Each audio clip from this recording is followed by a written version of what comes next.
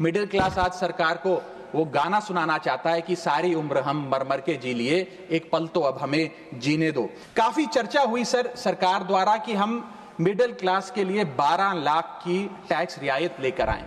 मैं सर बतौर chartered accountant ये बताना चाहता हूं कि ना ही ये टैक्स एग्जेम्पशन है, ना ही ये टैक्स डिडक्शन है, ये एकमात्र टैक्स रिबेट है। इस रिबेट का स्वागत हम सब करते हैं, हम सबको खुशी हुई, लेकिन मैं आपको इन तीनों में फर्क बताना चाहता हूं और ये दिखाना चाहता हूं कि कैसे चोर दरवाजे से इंडियन मिडिल क्लास से अभी भी इनकम टैक्स वसूला जा रहा है। वित्त मंत्री जी ने यह फैसला जब सुनाया तो कहा कि इससे भारत की कंजम्पशन बढ़ेगी, खपत बढ़ेगी और इकोनॉमी का चक्का, इकोनॉमी का पहिया चलने लग जाएगा। मैं आपको बताना चाहता हूं और इस सदन में भविष्यवाणी करता हूं सर कि इस टैक्स रियायत से इस देश की कंजम्पशन नहीं बढ़ने वाली। जब गरीब आदमी अपने घर में चूल्हा जलाने के लिए माचिस खरीदता है तो उस पर भी जीएसटी देता है, और अमीर आदमी जब सफर करने के लिए मर्सिडीज और बीएमडब्ल्यू खरीदता है उस पर भी जीएसटी देता है। जीएसटी वो लोग भी देते हैं जो इनकम टैक्स नहीं भरते, जीएसटी वो लोग भी देते हैं जिनको सरकार उन 80 करोड़ भारतीयों को जिनको फ्री राशन देती है, जीएसटी उनसे भी वसूला जाता है। सर इस बजट को सरकार ने मिडिल क्लास का बजट कहकर बताया और कहा कि ये मिडिल क्लास की सारी समस्याओं का हल है इस बजट में। तो सबसे पहले सर मैं मिडिल क्लास की चर्चा करना चाहूँगा, उसके बाद अपने भाषण के अन्य भागों पे जाता जाऊँगा। सर पहली बात तो यह है कि सरकारें मिडिल क्लास को एक आत्मा रहित कंकाल समझती हैं जिसकी हड्डियों पे चढ़ के $5 ट्रिलियन इकोनॉमी बनाना चाहती हैं। सर इस देश का मिडिल क्लास कमर तोड़ मेहनत करता है, लेकिन इस मेहनत के बावजूद मिडिल क्लास गरीब हो रहा है, अमीर नहीं हो रहा। गरीबों के लिए तो अक्सर सब्सिडीज और स्कीम्स लाई जाती हैं जो कि लानी भी चाहिए। अमीरों के लिए production linked incentives, rebate, tax incentives, न जाने क्या क्या लाया जाता है, लेकिन इस देश के मिडिल क्लास को कुछ हासिल नहीं होता। ऐसा लगता है कि सरकारें समझती हैं कि देश के मिडिल क्लास के ना सपने हैं ना अरमान है, लेकिन वो सोने का अंडा देने वाली वो मुर्गी है जिसकी गर्दन जब चाहे मरोड़ के टैक्स वसूल लिया जाए। इसी के चलते सर मैं कहना चाहता हूं कि इस देश में मांग यानी कि डिमांड इसलिए गिर रही है क्योंकि इस देश का मिडिल क्लास सिकुड़ रहा है। तमाम आंकड़े एफएमसीजी सेक्टर से लेके गाड़ी बेचने वाले कंपनियों की सेल्स के आप उठाकर देखेंगे तो वो आपको यही बताएंगे कि इस देश का मिडिल क्लास खर्च नहीं कर रहा, और खर्च इसलिए नहीं कर रहा क्योंकि उसकी जेब में आमदनी ही नहीं है। मिडिल क्लास खाली सेंसस के लिए नहीं है सर, उसके भी अपने अरमान हैं, उसके अपने सपने हैं। 1989 में यूनाइटेड स्टेट्स ऑफ अमेरिका में एक पिक्चर बनी थी जिसका नाम था Honey I shrunk the kids. मुझे लगता है भारत देश में वर्ष 2025 में पिक्चर बननी चाहिए honey I shrunk India's middle class. Sir मैं आपको साफ तौर पे बताना चाहता हूं कि मिडिल क्लास टैक्स उससे वसूला जाता है जैसे उससे किसी अधिकार से हम टैक्स ले रहे हैं और सुविधा उसको एहसान मुताबिक दी जाती है। सर नेस्ले इंडिया के अभी आंकड़े आए जो इस देश की सबसे बड़ी एफएमसीजी कंपनियों में आता है। उस आंकड़ों में यह पता लगा कि 8 वित्तीय वर्षों में इस वर्ष सबसे कम ग्रोथ उन्होंने दर्ज कराई है। और जब नेस्ले इंडिया के चेयरमैन से यह बात पूछी गई कि क्यों आप अपनी लोएस्ट ग्रोथ पर आ गए, तो नेस्ले इंडिया के चेयरमैन ने कहा कि भारत का मिडिल क्लास खरीद नहीं रहा, भारत का मिडिल क्लास सिकुड़ रहा है। मैं महंगी गाड़ी और महंगे मकानों की बात नहीं कर रहा सर, लेकिन सस्ती गाड़ी और सस्ते मकान जो मिडिल क्लास खरीदता है उनकी डिमांड घटती जा रही है, उसकी प्रोडक्शन घटती जा रही है, जिसका सीधा इंपैक्ट हमारी इकोनॉमी पर है। काफी चर्चा हुई सर सरकार द्वारा कि हम मिडिल क्लास के लिए 12 लाख की टैक्स रियायत लेकर आए। मैं सर बतौर चार्टर्ड अकाउंटेंट ये बताना चाहता हूं कि ना ही ये टैक्स एग्जेम्पशन है, ना ही ये टैक्स डिडक्शन है, ये एकमात्र टैक्स रिबेट है। इस रिबेट का स्वागत हम सब करते हैं, हम सबको खुशी हुई, लेकिन मैं आपको इन तीनों में फर्क बताना चाहता हूं और ये दिखाना चाहता हूं कि कैसे चोर दरवाजे से इंडियन मिडिल क्लास से अभी भी इनकम टैक्स वसूला जा रहा है। पहली चीज सर ये इनकम टैक्स एग्जेम्पशन नहीं है। एग्जेम्पशन होता है जैसे एक सोर्स ऑफ इनकम पर इनकम टैक्स लगे ही ना, जैसे कि इस देश में एग्रीकल्चरल इनकम, खेती बाड़ी से जो कमाई होती है उस पर कोई इनकम टैक्स नहीं लगता। ये वो नहीं है। ये टैक्स डिडक्शन भी नहीं है। टैक्स डिडक्शन होता है कि फर्ज करिए आपने साल में 15 लाख रुपए कमाए, इनकम टैक्स डिडक्शन आपको 12 लाख रुपए की मिली, तो 15 घटा 12 3 लाख पर आपको इनकम टैक्स देना पड़ेगा। ये टैक्स डिडक्शन भी नहीं है, ये टैक्स रिबेट है।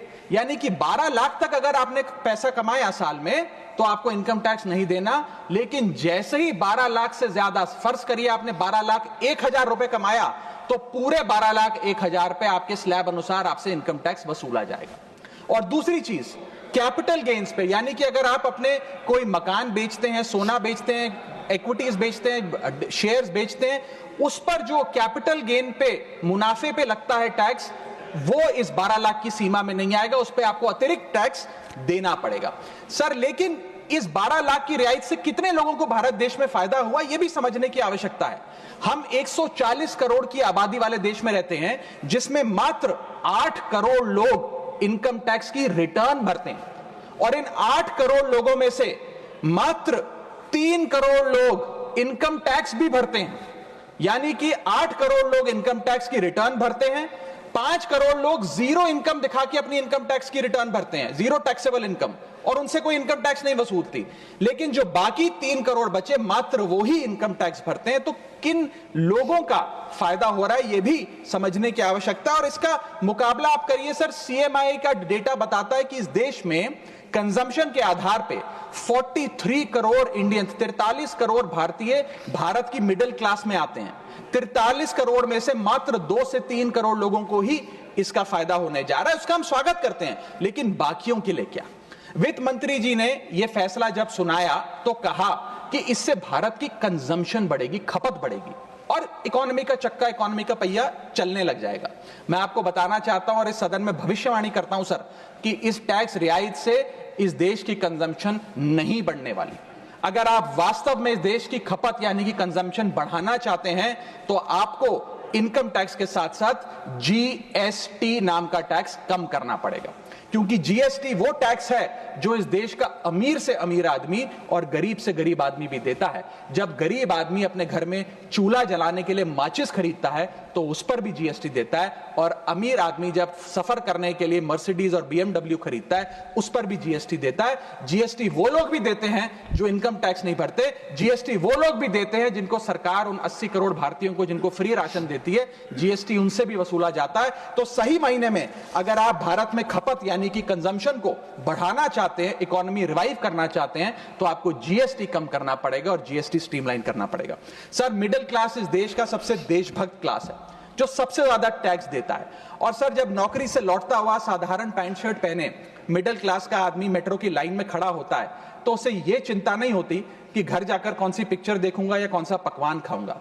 उसे यह चिंता होती है कि मैं अगले हफ्ते अपने बच्चों की फीस कैसे भरूंगा, बाबूजी का ऑपरेशन कैसे कराऊंगा, या बड़े साल नौकरी कर ली, अब एक स्कूटी खरीद लेता हूं। लेकिन जब बाजार जाता है तो पता लगता है वो स्कूटी जो 4 लाख की, जो 40,000 की मिलती थी, वो अब 1 लाख रुपए की मिलने लगी, या वो ऑल्टो गाड़ी जो 3-3.5 लाख की मिलती थी अब 10 लाख रुपए की मिलने लगी।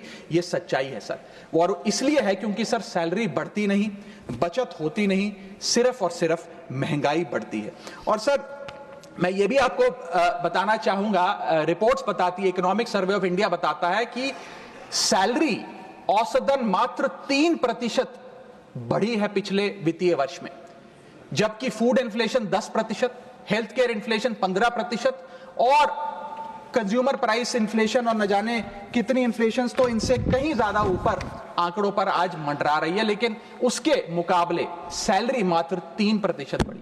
सर देश का मिडिल क्लास एक बहुत बड़े डेट ट्रैप में भी फंसने जा रहा है। मैं ये भी भविष्यवाणी आज करना चाहूंगा, क्योंकि भारत का household debt to GDP ratio आज 40% पे खड़ा हो गया। सरल भाषा में बताऊं तो भारत के मिडिल क्लास परिवार आज रोजमर्रा के जीवन के लिए, अपने डेली एक्सपेंसेस के लिए लोन लेने पर मजबूर हो गए हैं, चाहे वो पर्सनल लोन हो, चाहे वो क्रेडिट कार्ड के जरिए हो, या चाहे वो अन्य प्रकार से फाइनेंशियल इंस्टीट्यूशन से ब्याज पर पैसा लेना हो।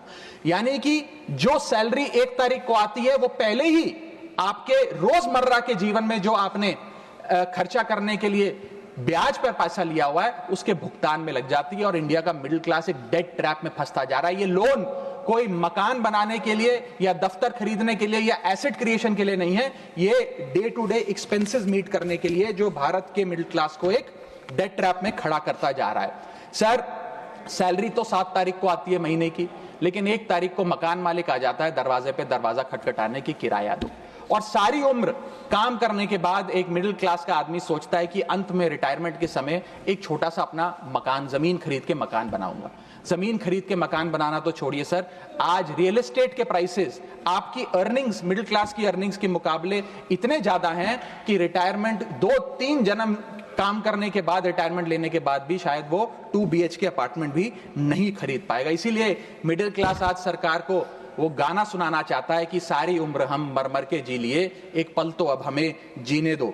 सच्चाई यह है सर कि मिडिल क्लास के घरों में जब कभी शादी का कार्ड आता है तो चिंता हो जाती है कि सगन में कितना पैसा देना पड़ेगा और साथ ही साथ नया सूट सिलवाना पड़ेगा, ट्रेन का खर्चा हो जाएगा, एटसेट्रा।